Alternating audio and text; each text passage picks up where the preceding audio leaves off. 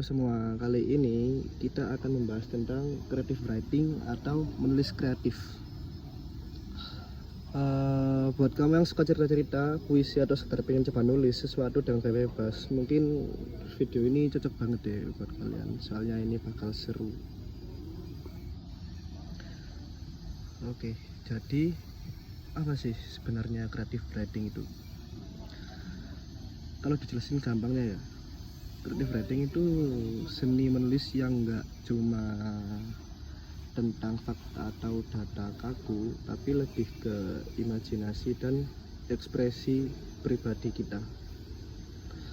Jadi bukan cuma kayak berita atau laporan sekolah yang harus objektif dan pakai aturan resmi, tapi kita bebas banget bikin cerita yang penuh warna dan keunikan, jadi sesuai imajinasi kita. Kita terserah mau bikin apa aja, itu namanya creative writing. Misalnya mungkin kalian bisa nulis cerita tentang petualangan di dunia fantasi, atau menulis puisi yang bisa bikin orang terharu, puisi yang bisa bikin orang-orang kagum mungkin. Dan creative writing ini mencakup berbagai bentuk, mulai dari cerpen, novel, puisi, sampai naskah drama. Pokoknya segala jenis tulisan yang melibatkan kreatif dan gaya pribadi itu maksudnya ke creative writing, teman-teman. Nah, supaya kalian bisa mulai merasakan aslinya menulis kreatif, di sini aku bakal ngasih tahu beberapa konsep dasar yang penting banget untuk dipahami dari creative writing ini. Wait. Pertama, ada imajinasi. Imajinasi ini ibaratnya kayak nyawa dari creative writing itu sendiri.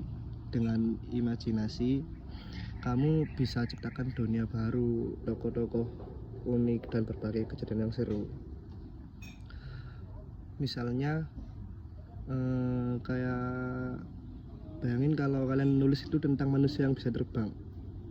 Gimana rasanya, apa tantangannya? Dengan imajinasi kalian itu bakal ngerasa kalau cerita kalian itu bakal hidup. Lalu yang kedua yaitu karakter. Ini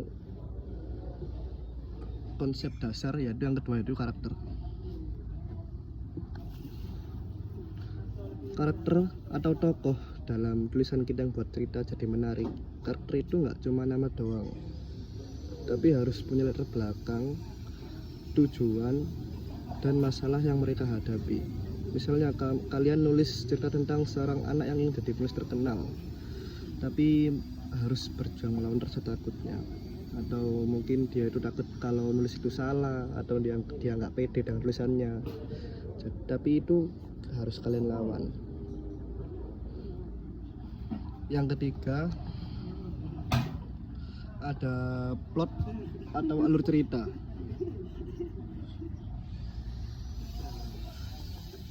Plot atau alur cerita adalah rangkaian peristiwa yang kalian susun supaya cerita berjalan dari awal sampai akhir dengan menarik.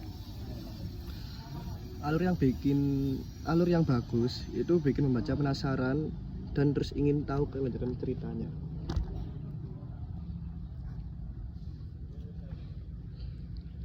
Yang keempat, ada setting atau latar, tempat, dan waktu. Setting ini penting karena bikin cerita kamu terasa nyata. Misalnya cerita yang berlangsung di kota besar dengan gedung-gedung tinggi pasti berbeda nuansanya dengan cerita yang di desa yang tenang. Mungkin kalau di kota itu lebih berisik ya teman-teman, maksudnya kayak gedung tinggi, terus lalu lalang kendaraan bermotor, mobil, ya gitulah. Lalu yang kelima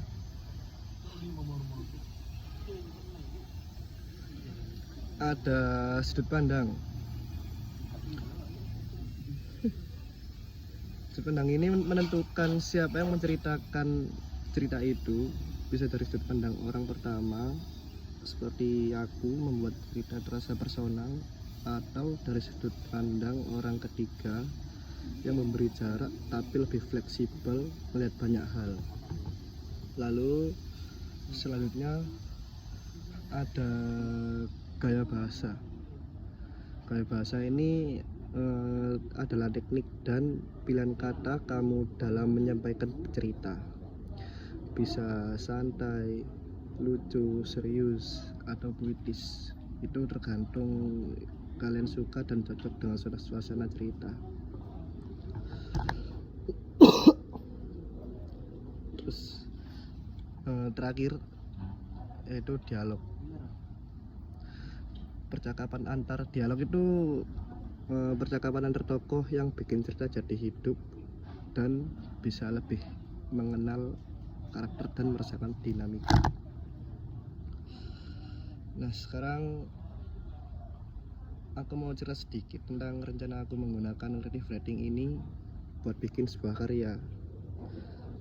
Aku lagi ada ide untuk nulis sebuah cerpen tentang perjalanan seorang pemuda yang nemuin keajaiban lewat buku tua di perpustakaan kota.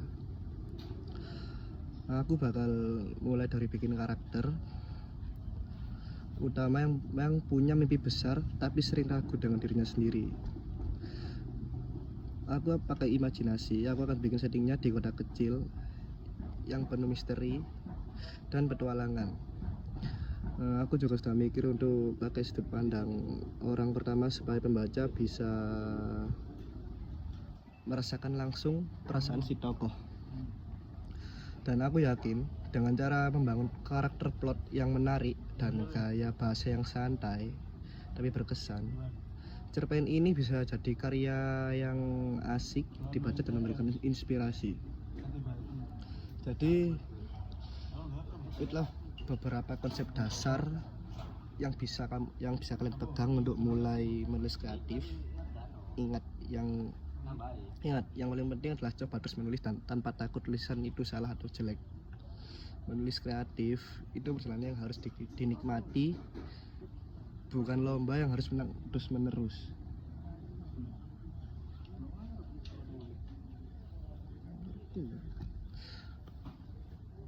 Oke teman-teman, sekian dari saya ini tentang creative writing. Semoga pembahasan ini bisa bikin semangat buat eksplorasi dunia menulis. Dan dadah.